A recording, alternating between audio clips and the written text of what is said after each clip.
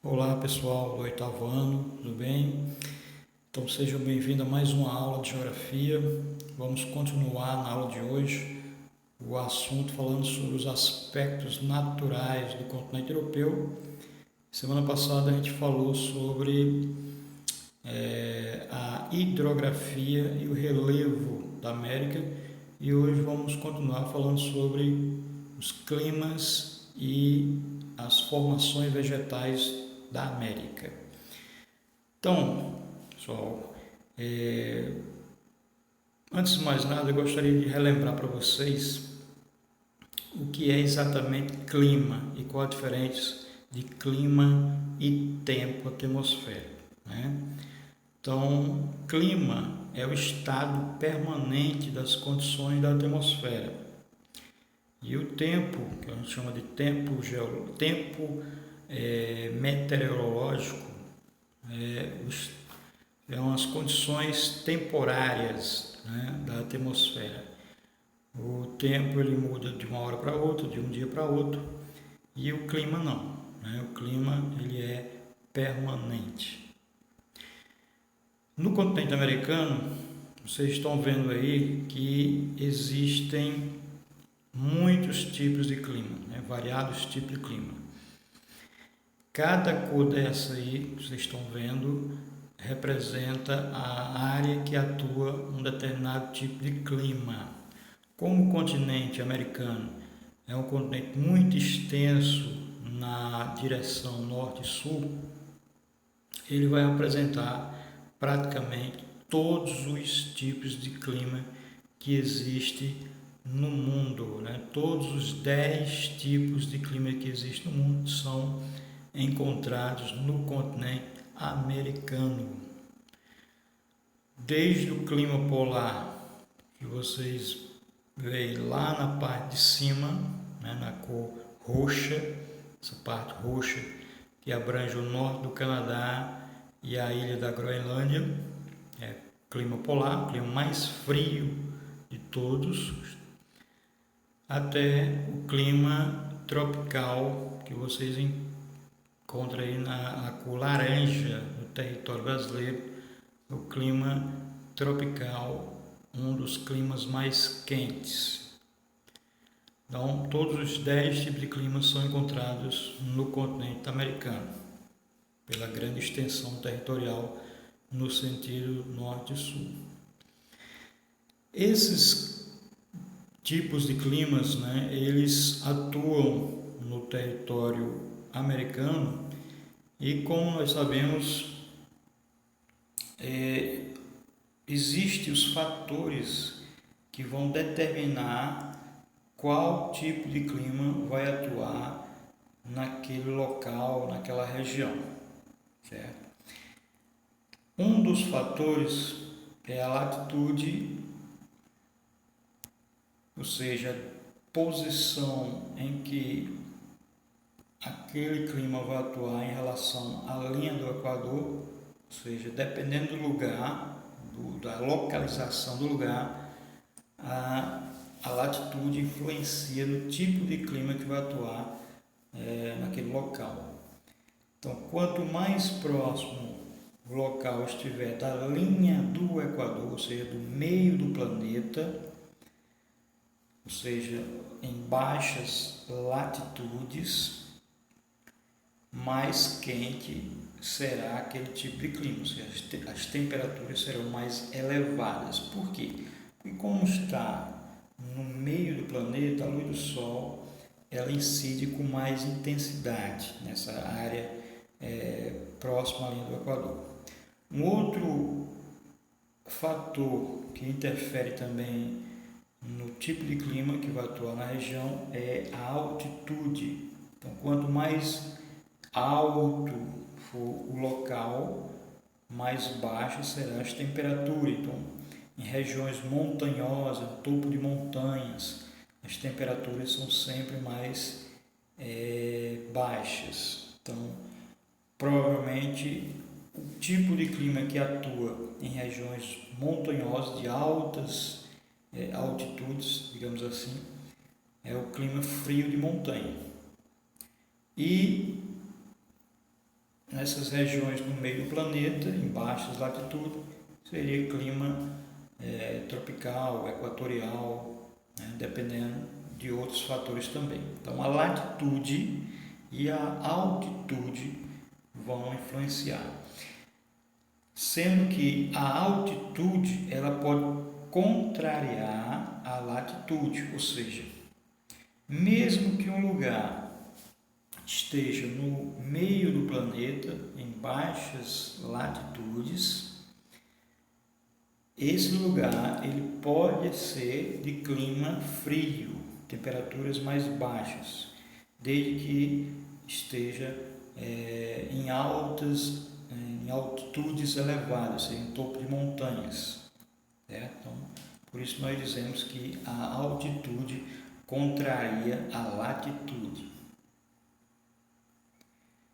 O relevo e as massas de ar também são fatores que vão interferir, influenciar no tipo de clima que vai atuar naquela região. Então, como já falei, em regiões montanhosas, em altitudes elevadas, a tendência é que a temperatura seja mais baixa. Então, vai atuar aí um clima frio de montanhas. Em lugares mais baixos, as temperaturas tendem a ser mais elevadas e, consequentemente, vai atuar um outro tipo de clima. Então, nós podemos ter a formação de deserto em áreas cercadas por montanha, como vocês estão vendo aí, esse deserto que foi formado nos Estados Unidos, entre os Estados Unidos e o México, pela influência do relevo, ou seja, é uma região cercada por montanhas que impede que as nuvens de chuva cheguem a essa parte, resultando na formação de um deserto e, consequentemente, o clima deserto, quase que não chove. As correntes marítimas, elas também vão influenciar no tipo de clima que vai atuar na região. Vocês estão vendo aí nesse mapa, acho que dá para ver, que existem essas setas azuis e essas setas vermelhas. Então, as setas azuis indicam as correntes frias, as setas vermelhas indicam as correntes quentes. O que são correntes? Correntes marinhas.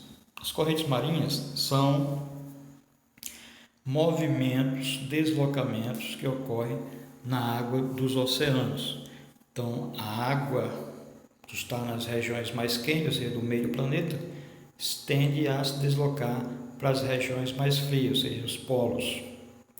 E as águas das regiões mais frias, no caso os polos, norte e sul, tendem a se deslocar para as áreas mais quentes, ou seja, as proximidades da linha do Equador. Então, esse movimento da água dos oceanos são chamadas correntes marinhas. E essas correntes marinhas também vão influenciar no tipo de clima de uma região, podendo essa região ser um deserto, se tiver a influência de uma corrente fria. A gente sabe que a corrente fria, por ser fria, a água não evapora, e se não evapora, não acontece a formação de nuvem de chuva, então pode provocar um clima desértico, um clima semiárido em determinada área devido a correntes marinhas frias. Vamos falar um pouco agora sobre as formações vegetais. As formações vegetais, também chamadas de tipos de vegetações, É importante vocês não confundirem também formações vegetais, o tipo de vegetação, com espécies de planta, porque as formações vegetais elas são um conjunto de várias espécies de plantas adaptadas a uma determinada região do planeta. Então, da mesma forma que nós temos no mundo 10 tipos diferentes de climas, também vão existir 10 tipos diferentes de vegetações. Ok? E a vegetação ela sempre vai estar adaptada ao tipo de clima da região. Aqui nós temos alguns tipos de vegetação encontradas no continente americano, como por exemplo a taiga, que também é chamada de floresta de coníferas, e ela é formada principalmente de coníferas, né, que são essas árvores em forma de cone, né, são as principais espécies de plantas da taiga.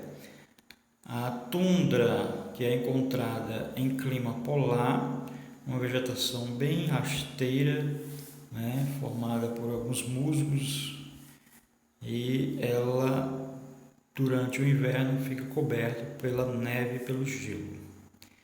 Nós temos as florestas temperadas, né, que ocorrem em climas temperados ou subtropicais, e isso é um tipo de floresta que ela muda de acordo com a estação do ano, né? Então, para cada estação do ano, a paisagem dessas florestas muda.